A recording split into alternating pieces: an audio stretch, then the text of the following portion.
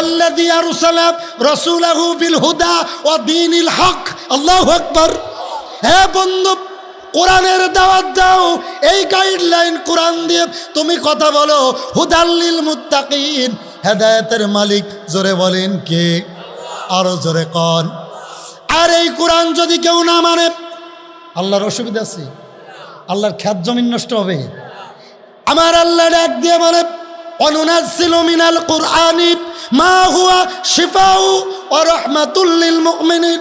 আর যারা কোরআন মানে তাদের জন্য কোরআন হলো ডাক্তার, শেফা। জোরে কোন সুবহানাল্লাহ। কোরআন মানলে শেফা। এবার রাসূল বলে যদি না মানে তা কি হবে? আমার আল্লাহ বলে ইন্না নাহনু নাযালনা যিকরা ওয়া ইন্না লাহু লাহাফিজুন। আল্লাহু আকবার। আরো জোরে আল্লাহু আকবার। আমার আল্লাহ ডাক দিয়ে বলে কোরআন নাজিল করেছি আমি আল্লাহ। এই কোরআন কে মানে আর না মানে দেখার বিষয় নয়।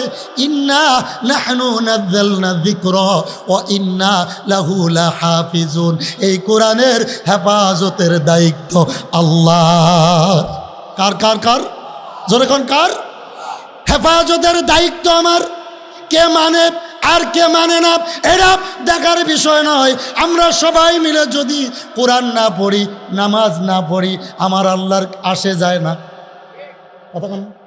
কোনো আসে যায়? আমি নামাজ পড়ি, এটা আমার লাভ, ঠিক কিনা? জোরে কোন? আপনি নামাজ পড়েন, আপনার লাভ। আমার আল্লাহ বলে তামাম দুনিয়ার মানুষ যদি আল্লাহ বলে না ডাকে আমার কোনো লস নাই, কারণ 18,000 মাখলুকাত 24 ঘন্টা আল্লাহর জিকিরে মশগুল আছে। জোরে খান সুবহানাল্লাহ। বন্ধুগণ ভালো করে বুঝবেন, বলতেছিলাম আমার নবীজি দাওয়াত দেয়, অনেকে দাওয়াত পছন্দ করে নাই, রসুলকে মারধর করেছে। এমন ইতিহাস পাওয়া যায় আমার নবীজি নামাজে দাঁড়াইছে, নামাজরত অবস্থায় উটের পচা নারী বুড়ি আমার রসুলের পিঠ মোবারক দিছে, ঠিক কিনা? নাউজুবিল্লাহ। কিন্তু আমার রসুল রাগ করে নাই। কি করে নাই? সবাই বলেন। রাগ করে নাই। আমার রসুলকে পরীক্ষা করার জন্য ইহুদি রসুলের বাড়িতে মেহমান হইছে। রাতের অন্ধকারে রসুলের ল্যাপখাতা বালিশ যা ছিল পায়খানা করে রাখছে। যদি মুহাম্মদ সত্যি নবী হয়, সত্য নবী হয়, তাহলে আমার পরে রাগ করবে না। আর যদি মিথ্যা নবী হয় আমার পরে রাগ হয়ে যাবে, ঠিক কিনা? সকালবেলা আমার রসুল উঠে দেখে ইহুদি পায়খানা করেছে।